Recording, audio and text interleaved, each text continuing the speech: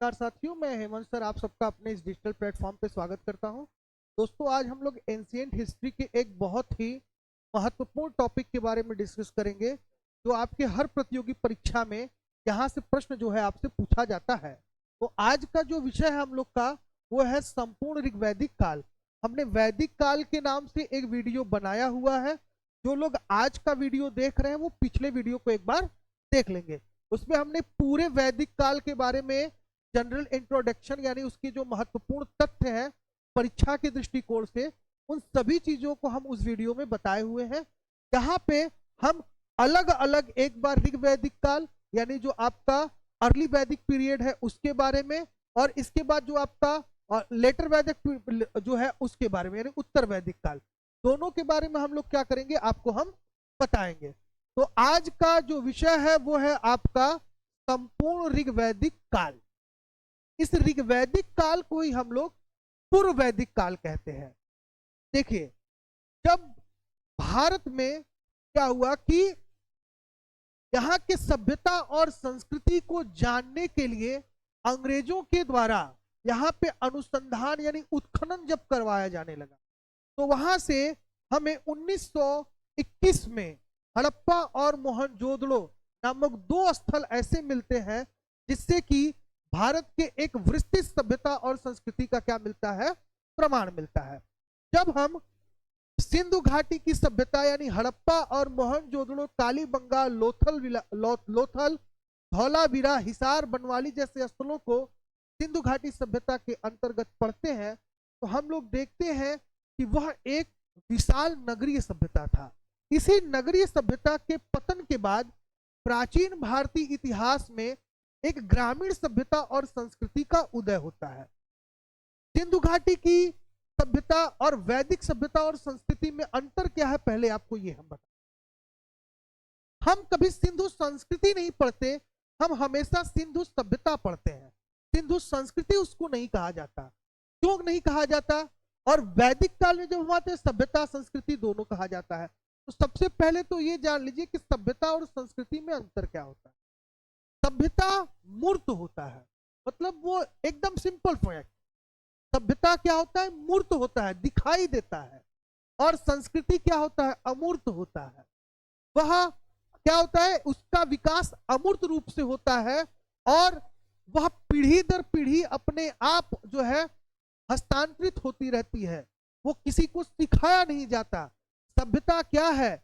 लक्ष्य, यानी जब कोई मनुष्य लक्ष्य की ओर बढ़ता है तो जो कुछ भी वो अर्जित करता है वह उसकी सभ्यता कहलाती है। जैसे सभ्यता किसी को सिखाया जाता है, जैसे तेज मत बोलो, तेज मत हंसो, ऐसे मत बैठो, सीधा चलो, ऐसे सो। यह सभी चीज क्या होती है? व्यक्ति को सिखाया जाता है, और यह क्या है? लर्निंग का पार्ट है। क्या है? लर्निंग का पार्ट है। तो सभ्यता एक तरीके से मूर्त होता है, इसका मूर्त रूप से विकास होता है, और संस्कृति का विकास अमूर्त रूप से होता है, यानी एक तरीके से ये अमूर्त होता है। तो यहां पर आज हम लोग इस टॉपिक में क्या क्या पढ़ेंगे, पहले ये देख लेते हैं। तो वैदिक कालीन सभ्यता में हम लोग क्या क्या पढ़ेंगे, आइए एक एक चीज को हम लोग बहुत अच्छे से समझ लेते हैं। तो सबसे पहले हम लोग संपूर्ण ऋग्वैदिक काल की अगर बात करें, तो संपूर्ण ऋग्वैदिक काल का जो आपका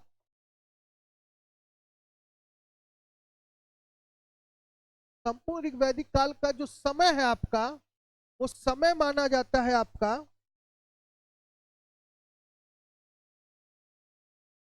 1500 ईसा पूर्व से लेकर 1000 ईसा पूर्व तक। यानी ये पूरा जो है आपके ऋग्वैदिक काल का क्या किया जाता है, समय माना जाता है। व्युत्पत्ति एवं सामान्य परिचय, इसका हम लोग जनरल इंट्रोडक्शन देखेंगे। साथ ही हम लोग इसके स्रोत और प्रमाण के बारे में डिस्कस करेंगे। इसके साथ साथ हम लोग इसके भौगोलिक पृष्ठभूमि यानी जियोग्राफिकल स्ट्रक्चर के बारे में बात करेंगे। इसके सांस्कृतिक विशेषताओं के बारे में बात करेंगे। सांस्कृतिक विशेषता में हम लोग क्या करेंगे, तो भाई इसके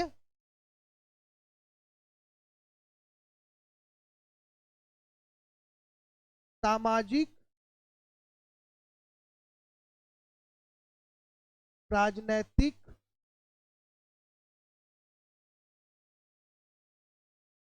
आर्थिक और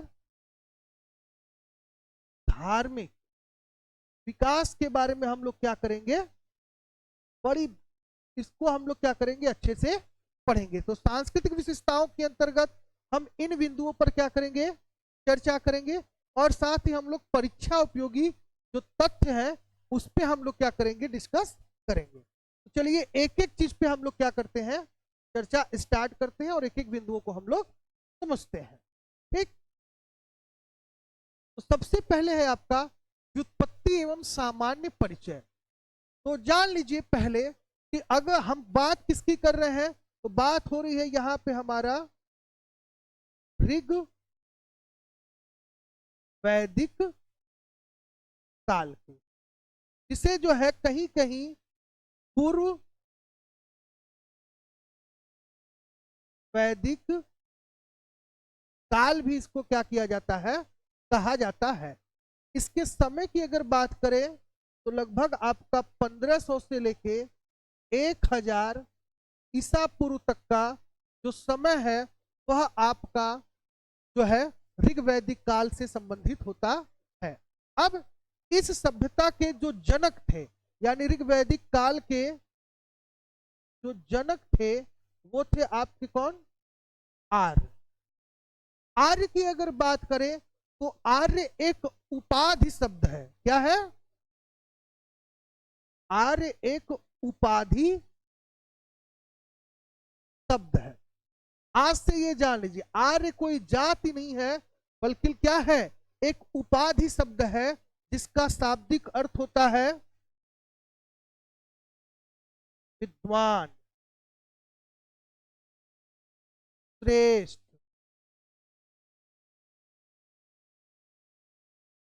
कुलीन, महान। यह जो है क्या है, आर्य शब्द का पर्यायवाचिक है। क्या है, पर्यायवाचिक है। क्या, विद्वान, श्रेष्ठ, कुलीन और महान।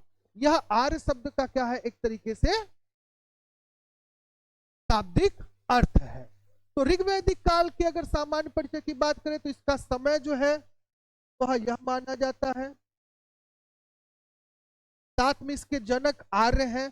आर्य क्या है, एक उपाधि शब्द है जिसका अर्थ होता है विद्वान, श्रेष्ठ, कुलीन और महान। इतना आप ये समझ लीजिए। इसके साथ साथ एक चीज और समझ लीजिए कि जो ऋग्वैदिक काल है यह एक प्रकार का क्या है, तो यह एक ग्रामीण सभ्यता और संस्कृति था। यह एक ग्रामीण सभ्यता और संस्कृति था, यह भी इसके बारे में आप जान लीजिए। साथ ही और इसके बारे में आपको हम बताते हैं। तो यहां तक की चीजें समझ में आई। देखिए नोट भी करते रहिए, क्योंकि नोट करते रहेंगे तो आपके पास ये डेटा रहेगा और बहुत कम शब्दों में आप इसको क्या करेंगे, अच्छे से समझ पाएंगे। तो पूर्व वैदिक काल जिसका समय ये माना जाता है, जनक आर्य है। यह एक उपाधि शब्द है जिसका शाब्दिक अर्थ विद्वान, श्रेष्ठ, कुलीन और महान होता है। ग्रामीण सभ्यता और संस्कृति यह थी, कौन सा आपका, ये ऋग्वैदिक काल। चलिए आगे चलते हैं और आगे इसको और समझने का प्रयास करते हैं। अब आगे दिया है स्रोत और प्रमाण। हम ऋग्वैदिक काल के बारे में जानते कैसे हैं, किस प्रकार से हम जानते हैं, क्योंकि भाई देखिए वह काल बहुत पहले का काल है और उस काल के बारे में हमको जानकारी कहां से मिलता है, हम कैसे जानेंगे। भाई देखा, हम अपने पिताजी के तो दिखले ही जानीला, अपने दादा के भी मान ला अगर दिखले ही तो जानीला, लेकिन दादा के तो कभी दिखली नहीं। तो दादा के बारे में हम कैसे जानकारी, तो दादा के बारे में जानकारी कैसे हुई, या तो उनके बारे में कहीं लिखल हो या उनके समय का कोनो ऐसा चीज हो जो उनके बारे में का करे, बतावे। तो वही का कहला एक तरीके का प्रमाण हो जाला या स्रोत हो जाला। वैसे ही अगर हम लोग ऋग्वैदिक काल यानी पूर्व वैदिक काल को पढ़ रहे हैं तो वहां भी हम उस काल के प्रमाण के बारे में पढ़ेंगे। तो जान लीजिए प्रमाण अगर देखा जाए तो इतिहास में प्रमाण केवल दो ही होता है। एक तो होता है बेटा साहित्य। तो सबसे पहले साहित्य प्रमाण की बात कर लेते हैं। तो साहित्य प्रमाण में जो है वो वेद है। वेद जो है वहां से हमें जो है ऋग्वैदिक काल के बारे में जानकारी मिलता है। वेदों की कुल संख्या कितनी है? 4, आप जानते हैं। और चारों में सबसे पहले आता है आपका क्या? ऋग्वेद। फिर आता है आपका यजुर्वेद। फिर आता है आपका सामवेद। और अंत में आता है आपका अथर्ववेद। ये 4 वेद आते हैं। इन चारों वेदों में जो ऋग्वेद है, इससे हमें ऋग्वैदिक आर्यों के बारे में जानकारी सबसे अधिक मिलती है। किस वेद से? ऋग्वेद से। ये चीज आप देखिए, एकदम समझ लीजिए कि जो आपका ऋग्वेद है, उस ऋग्वेद से हमें पूर्व वैदिक कालीन या ऋग्वैदिक कालीन लोगों के बारे में जानकारी मिलती है। ऋग्वेद के समय के बारे में एक व्यक्ति है जिसका नाम था मैक्स मूलर। मैक्स मूलर ने ऋग्वेद को लगभग 3000 ईसा पूर्व पुराना बताया। किसके बारे में? ऋग्वेद को। ऋग्वेद की बात करें तो कहा जाता है कि इसमें कुल 1028 सूक्त है। कितने सूक्त हैं? 1028 सूक्त है। और कुल कितने मंडल हैं? कहा जाता है भाई 10 मंडल। कहा जाता है कि इसमें प्रथम और जो है प्रथम और दशा मंडल जो है वो बाद में जोड़ा गया, और इसके बाद दूसरा और 9वां, ये जो है ये आपके प्रारंभिक मंडल है। इसी ऋग्वेद से हमें ऋग्वैदिक कालीन सामाजिक, आर्थिक, धार्मिक और राजनीतिक, और इसके साथ साथ सांस्कृतिक सभी चीजों की जानकारी हमें इसी साहित्य से मिलता है। तो साहित्यिक प्रमाण की अगर बात करें स्रोत के रूप में, तो साहित्य में ऋग्वेद सबसे प्रमुख है, जो पूर्व वैदिक काल के बारे में हमको जानकारी उपलब्ध कराता है। इसके साथ साथ दूसरा जो प्रमाण है वह है आपका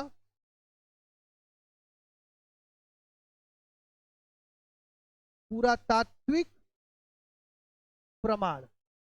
पुरातात्विक प्रमाण की अगर बात करें तो सबसे पहले नाम आता है अभिलेख का। क्या नाम आता है आपका? अभिलेख का। अभिलेख की अगर बात करें तो एक ऐसा अभिलेख है जो हमें पूर्व वैदिक यानी ऋग्वैदिक काल के बारे में बताता है, और उस अभिलेख का नाम है बोगज कोई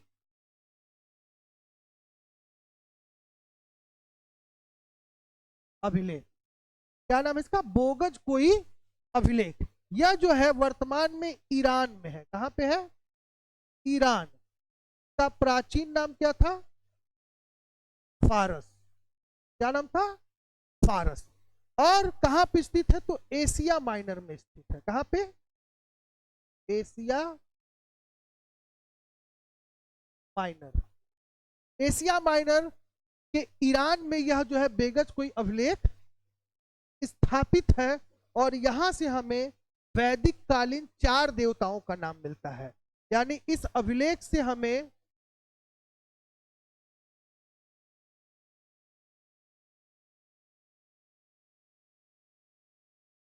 वैदिक कालीन 4 देवताओं का नाम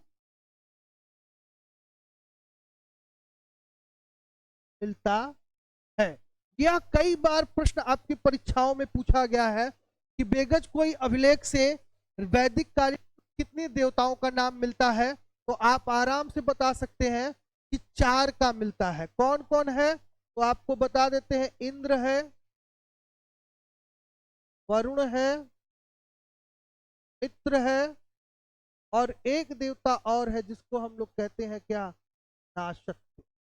ये 4 देवता ऐसे हैं जो कि बेगज कोई अभिलेख जो एशिया माइनर के अभिलेख पर, और यह अभिलेख के समय की बात की जाए तो ये लगभग 1400 ईसा पूर्व पुराना जो है इसका समय माना जाता है। बेगज कोई अभिलेख का समय कब माना जाता है? लगभग 1400 ईसा पूर्व पुराना इस अभिलेख का क्या है? समय माना जाता है। और देखिए इसका आप स्क्रीनशॉट भी ले सकते हैं और चाहे तो इसको नोट भी कर सकते हैं। ठीक, आगे चलते हैं और पुरातात्विक प्रमाण के रूप में आगे जानते हैं कि और कौन सी चीज है जो हमें ऋग्वैदिक काल के बारे में बताती है। तो पुरातात्व साहित्य में हमने बता दिया कि भाई ऋग्वेद है जो हमको बताता है।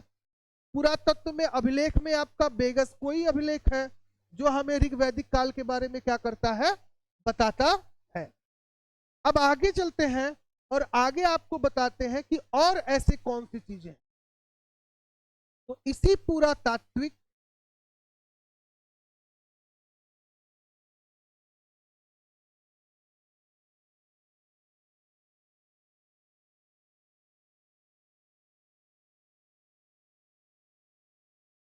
इसी पुरातात्विक प्रमाण में एक और वस्तु है जिसका नाम आता है और उसको हम लोग कहते हैं मृद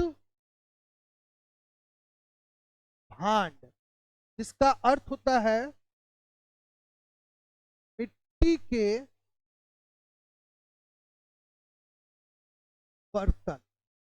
तो बहुत से ऐसे मिट्टी के बर्तन भी हैं जो मिले हैं और उन मिट्टी के बर्तन में जो गेरू वर्णी अर्थात जो गेरुआ रंग का मिट्टी का बर्तन है, ठीक है, जो गेरुए रंग का मिट्टी का बर्तन है उसका संबंध जो है आपके ऋग्वैदिक काल से है। यानी ऋग्वैदिक कालीन बहुत सारे गेरुआ रंग के मिट्टी के बर्तन हैं जो प्राप्त हुए हैं जिससे कि हमें इस बारे में जानकारी मिलती है। चलिए आगे चलते हैं और आगे इसके और टॉपिक को हम लोग देखते हैं। अब हम बात करेंगे ऋग्वैदिक आर्यों के भौगोलिक पृष्ठभूमि। किसकी बात करेंगे? भौगोलिक पृष्ठभूमि की। तो सबसे पहले तो जान लीजिए ऋग्वेद का जो सबसे प्रमुख नदी था वो था आपका कौन सा भाई? सिंधु। और सिंधु की कुल 5 उपनदियां हैं। कुल उपनदी कितने हैं? 5। और सिंधु की सहायक नदी की बात करें तो सहायक नदियों की संख्या कितनी है? 7। इन दो नदियों में, इन सभी नदियों में दो ऐसी नदियां हैं जिसमें आता है नाम गंगा का और सरस्वती का। ठीक है, तो इनके अगर हम भौगोलिक पृष्ठभूमि की बात करें तो आप देखिए यहां पे अगर देखा जाए तो ये आपका उत्तर हो गया, ये दक्षिण हो गया, ये पूरब हो गया और ये पश्चिम हो गया। हम जब इंडस वैली सिविलाइजेशन को पढ़ते हैं तो उत्तर और पश्चिम में उसका विकास हम लोग क्या करते हैं? मानते हैं। ऐसे ही जब हम आर्य सभ्यता को पढ़ते हैं तो इसका विस्तार जो है पश्चिमोत्तर से बढ़कर आपके उत्तर और पूर्व की तरफ जो है होता चला गया। इस तरीके से ये उत्तर और पूर्व में जो सिंधु की सहायक नदियां थी उन नदियों के किनारे जो है विकसित होता चला गया। ज्यादा सबसे पवित्र नदी अगर देखा जाए तो ऋग्वेद में सरस्वती को माना गया था। यानी इनके भौगोलिक पृष्ठभूमि की अगर बात करें तो पश्चिमोत्तर के साथ साथ उत्तर और पूर्व वाला जो एरिया था वह आर्यों से संबंधित था। तो ये इनका एक क्या था? भौगोलिक पृष्ठभूमि था। चलिए आगे चलते हैं और इनके सांस्कृतिक विशेषताओं के बारे में हम लोग क्या करते हैं? चर्चा करते हैं। तो सांस्कृतिक विशेषताओं की बात करें तो सबसे पहले हम इनके सामाजिक जीवन के बारे में बात करेंगे।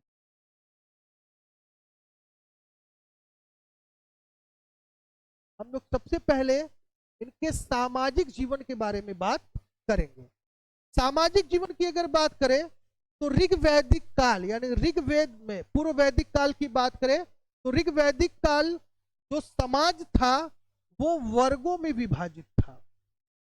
विभाजित था।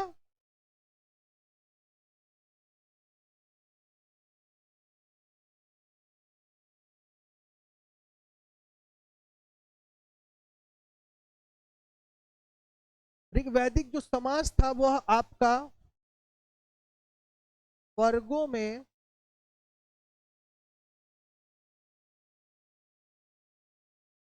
विभाजित था। पहला पॉइंट, वर्गों में विभाजित था। और वर्ग कितने थे तो जान लीजिए, कुल वर्ग जो थे वो कितने थे आपके, 4 थे। जिसमें पहले जो था वो क्या था आपका, ब्राह्मण था। फिर क्या था भाई, क्षत्रिय था। फिर क्या था आपका, वैश्य था। और शूद्र था। इन 4 वर्गों में ऋग्वैदिक समाज विभाजित था। अब यहां पर ये जो विभाजन था वह जन्म पर नहीं था, यानी जन्म आधारित नहीं था। क्या था, कर्म आधारित था।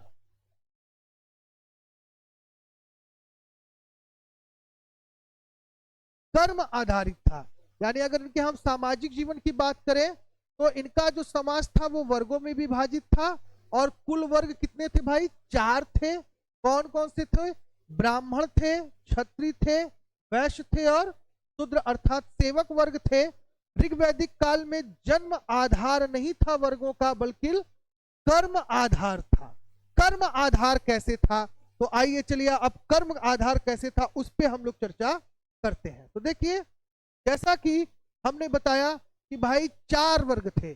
पहले वर्ग की बात करें तो पहला वर्ग था आपका क्या, ब्राह्मण। ब्राह्मण शब्द की उत्पत्ति जो हुई है वो ब्रह्म से हुई है। और ब्रह्म का जो शाब्दिक अर्थ होता है,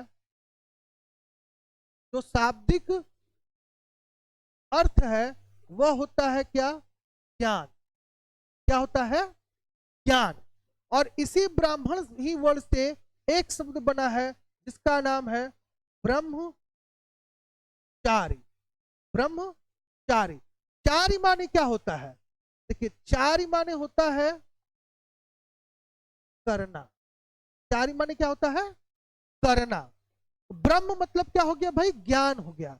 तो जो ज्ञान अर्जित करता था, जो ज्ञान अर्जित करता था, समाज में जो ज्ञान अर्जित करता था, समाज में जो ज्ञान प्रदान करता था, जो ज्ञानी पुरुष था, जो विद्वान पुरुष था, जो सारे समाज को क्या करता था, एक सूत्र में बांधने का काम करता था, वही क्या कहलाता था, ब्राह्मण कहलाता था। यानी ऐसे लोग जो विद्वान थे, विद्वान के साथ साथ क्या करते थे, लोगों को क्या करते थे, विद्वान बनाते थे, उन्हें ज्ञान प्रदान करते थे, वही क्या कहलाते थे, ब्राह्मण कहलाते थे। ये ऋग्वेद का कॉन्सेप्ट है, यानी ऋग्वैदिक काल का कॉन्सेप्ट है। ठीक, आज के ब्राह्मण नहीं कि कहीं ब्राह्मण कुल में पैदा हो गए तो हम ब्राह्मण है ना।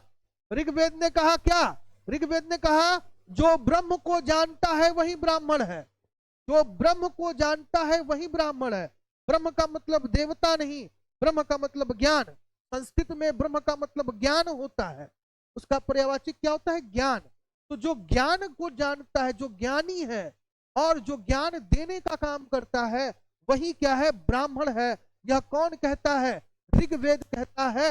और यह जो है आपका कर्म पर आधारित था, न कि जन्म पे आधारित था। इस चीज को भली भांति समझ लीजिए। दूसरे वर्ग की अगर बात करें तो कौन था भाई, क्षत्रिय था। अब क्षत्रिय कौन, तो जो समाज को सुरक्षा प्रदान करता था। क्या करता था, जो समाज को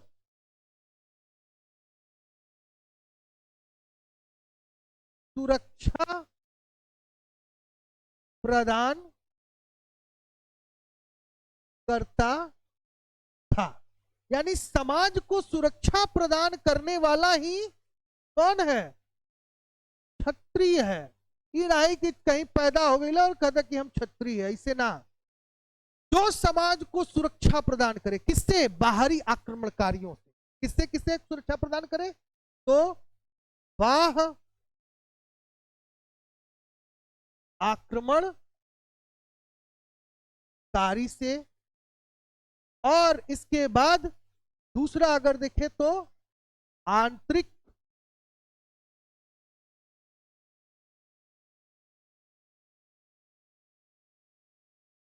विद्रोह से, यानी वह व्यक्ति जो समाज को क्या करता था, बाहरी आक्रमणकारियों से सुरक्षा प्रदान करता था, आंतरिक विद्रोह से सुरक्षा प्रदान करता था, वही व्यक्ति क्या कहलाता था, क्षत्रिय कहलाता था। और यह कॉन्सेप्ट किस काल का है भाई, तो ऋग वेद का, यानी ऋग्वैदिक काल का। ऋग्वैदिक काल का कॉन्सेप्ट सीधे सीधे कर्म पे था। अब तीसरे वर्ण के बारे में बात करते हैं। तीसरा वर्ण क्या था, वैश्य। ठीक, वैश्य का संबंध किससे था, व्यापार या व्यवसाय से था, व्यापार और व्यवसाय से था। यानी एक तरीके से देखें तो इसका संबंध क्या था, सामाजिक पोषण से था, सामाजिक पोषण, यानी जो समाज को पोषण करता था, भरण पोषण का काम, किसका काम, भरण और पोषण। तो भरण पोषण की अगर बात करें तो भाई भरण पोषण के लिए क्या आवश्यक है, तो धन आवश्यक है। धन के साथ क्या है, वस्तु आवश्यक है। धन और वस्तु यही तो आवश्यक है ना। तो धन और वस्तु, यानी जो वर्ग समाज को क्या करता था, पोषण प्रदान करता था, समाज का भरण और पोषण संबंधित कार्य करता था, धन और वस्तु का प्रबंध करता था समाज के लिए, वही कौन होता था, वैश्य होता था। यह भी कॉन्सेप्ट ऋग्वेद का है। यह भी कर्म पे आधारित नहीं है, बल्कि कर्म पे आधारित है, न कि जन्म पे आधारित है। अब अंतिम वर्ग के बारे में बात करेंगे, शूद्र वर्ग के बारे में। शूद्र अर्थात इसको हम लोग कहते हैं सेवक। समाज का सबसे महत्वपूर्ण अंग, ऋग्वैदिक काल में कहा गया था, समाज का सबसे महत्वपूर्ण अंग कौन होता था, सेवक वर्ग होता था। कौन होता था, सेवक वर्ग होता था। यानी एक तरीके से समाज को आधार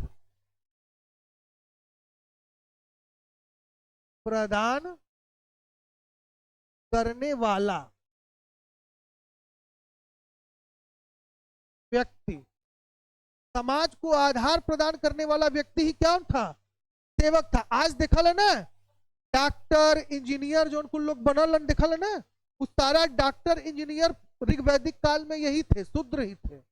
इसको शूद्र बोलकर आज आप लोग इस तरीके से बोलते हैं, शूद्र नीचा वर्ग नहीं था, बल्कि ऋग्वेद में शूद्र बहुत ही महान वर्ग था और यह समाज का आधार माना जाता था।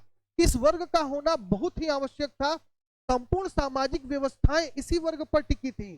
ठीक है, क्योंकि यही क्या करता था, घर बनाता था, वस्त्र बनाता था, वस्तुओं को बनाता था, फसल उगाता था, यानी समस्त काम यही करता था। तो इसलिए इसे समाज का आधार कहते हैं। यानी समाज को आधार प्रदान करने वाला ही कौन कहलाता है, शूद्र कहलाता है। ये कौन कहता है, ये कॉन्सेप्ट है भैया ऋग्वेद का। इसका कॉन्सेप्ट है ऋग्वेद का, ये कॉन्सेप्ट है। ठीक, एक तरीके से आप ये सोचिए, एक व्यक्ति का अगर सर है, ठीक, सर है, सर मतलब क्या भाई, कहते हैं कि ब्रह्मा के मुख से ब्राह्मणों की उत्पत्ति हुई, यानी सर। ठीक, अब उसके बाद ये होगा कि बाजुओं से जो है क्षत्रिय की उत्पत्ति हुई, उधर से वैश्य हुआ और पैर से शूद्र हुआ। हम कह रहे हैं सारा चीज आपको हम दे दे, पैरवे काट लें तो सही रह जाएंगे। चलिए आपको हम सर दे देते हैं, हाथ दे देते हैं, पेट दे देते हैं, पैर काट लेते हैं, आप समाज में जीवन यापन करके देखिए, नहीं हो पाएगा ना। तो हर वर्ग का इंपॉर्टेंस बहुत जरूरी है। और ऋग्वेद में यह संपूर्ण चीजें जो थी वो कर्म आधारित थी, न कि जन्म आधारित थी। तो यह आपका ऋग्वैदिक समाज, यानी हम लोग टॉपिक जो हम लोग का था, हम लोग क्या पढ़ रहे थे, हम लोग पढ़ रहे थे भैया आपका सांस्कृतिक विशेषता में ऋग्वैदिक कालीन सामाजिक जीवन। तो पहले तो हमने ये पढ़ लिया कि संपूर्ण समाज वर्गों में विभाजित था।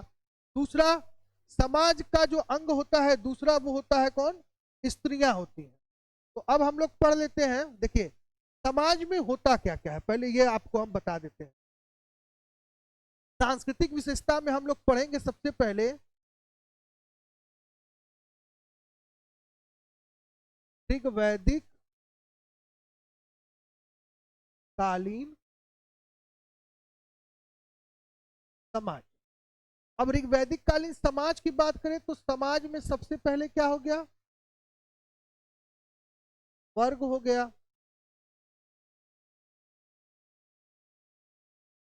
परिवार हो गया, स्त्रियों की दशा हो गई, उसके बाद खान पान हो गया, और खान पान के बाद क्या हो गया? वस्त्र और आभूषण हो गया। ठीक, वस्त्र आभूषण के बाद अंतिम में क्या? ये आपका ये सभी क्या है? समाज का अंग है। तो वर्ग जो था वो क्या था? कर्म आधारित था। परिवार जो था वो क्या था? तो पितृ सत्तात्मक था। स्त्रियों की दशा जो थी अच्छी थी। क्या थी? अच्छी थी। बहुत सारी ऋग्वैदिक कालीन स्त्रियों को हर प्रकार यानी राजनैतिक अधिकार छोड़ के समस्त प्रकार का अधिकार स्त्रियों को था। शिक्षा का अधिकार था, स्वयं से वर यानी विवाह करने का अधिकार था, और जो स्त्रियां चाहे तो स्वेच्छा से जीवन भर कुंवारी भी रह सकती थी, उनको अमाजु कहा जाता था। तो ये क्या था? स्त्रियों की दशा जो थी ऋग्वैदिक काल में बहुत ही अच्छी थी। अपाला, घोषा, विश्वबारा, लोपा, मुद्रा, इन लोगों का नाम यानी लोपा, मुद्रा, घोषा, अपाला, विश्वबारा ऐसी विद्वान स्त्रियों का नाम मिलता है। खान पान की अगर बात करें तो एक तरीके से शाकाहारी और मांसाहारी दोनों ही प्रकार के चीजों का क्या मिलता है? प्रमाण मिलता है। वस्त्र आभूषण की बात करें तो सूती वस्त्र और साथ में ऊनी वस्त्र, और इन सभी वस्त्रों का क्या मिलता है? प्रमाण मिलता है। तो ऋग्वैदिक कालीन समाज की अगर बात करें तो ये उनका क्या था? पूरा सामाजिक स्ट्रक्चर था। ऋग्वैदिक कालीन समाज के बाद आता है क्या? अर्थ की बात कर लेते हैं। तो अब हम लोग बात करेंगे अर्थ की। अर्थव्यवस्था या आर्थिक जीवन। अब आर्थिक जीवन की बात करें तो पहले हम ऋग्वैदिक कालीन लोगों की मुख्य व्यवसाय की बात कर लेते हैं। तो यहाँ का मुख्य व्यवसाय जो था, इनका मुख्य व्यवसाय जो था वो था आपका पशु पालन। कृषि और पशु पालन इनका क्या था? मुख्य व्यवसाय था। इसके साथ साथ व्यापार और वाणिज्य का भी प्रमाण प्राप्त होता है।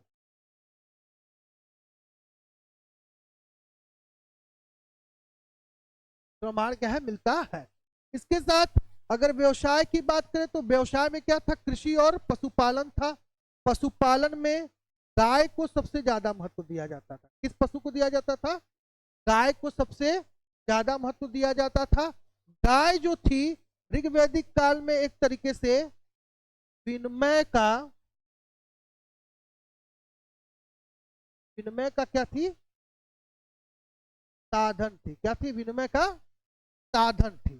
ठीक, इसके साथ साथ आपका ये आपका उनका आर्थिक जीवन हो गया, ये उनका सामाजिक जीवन हो गया। आगे चलते हैं और इनके धार्मिक और सांस्कृतिक जीवन के बारे में क्या करते हैं? बात करते हैं। अब इनके धार्मिक जीवन की बात कर लेते हैं। तो देखिए हम लिख दिया ऋग वैदिक कालीन धार्मिक जीवन। तो इनके कुल देवताओं की संख्या, ऋग वैदिक कालीन धार्मिक जीवन की बात करें तो ये धर्म जो था वो क्या था? प्राकृत था।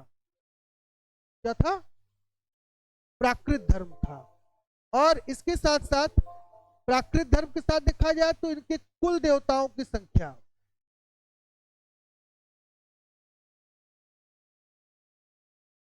कुल देवताओं की संख्या जो थी वो कितनी थी? 33 थी। कितने था? 33। प्रमुख देवता की बात करें,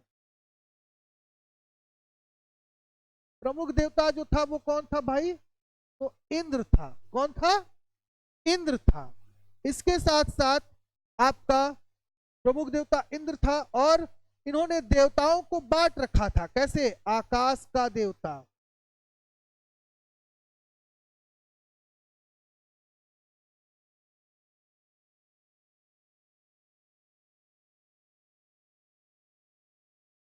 और इसके बाद स्थानीय देवता। तो इस तरीके से इन्होंने देवताओं को भी क्या किया था? बांट रखा था। चलिए आगे चलते हैं और आगे इसको हम लोग देखते हैं, परीक्षा उपयोगी तत्व। तो आज जो है पूरा का पूरा ऋग वैदिक काल हम लोग अच्छे से डिस्कस कर लिए।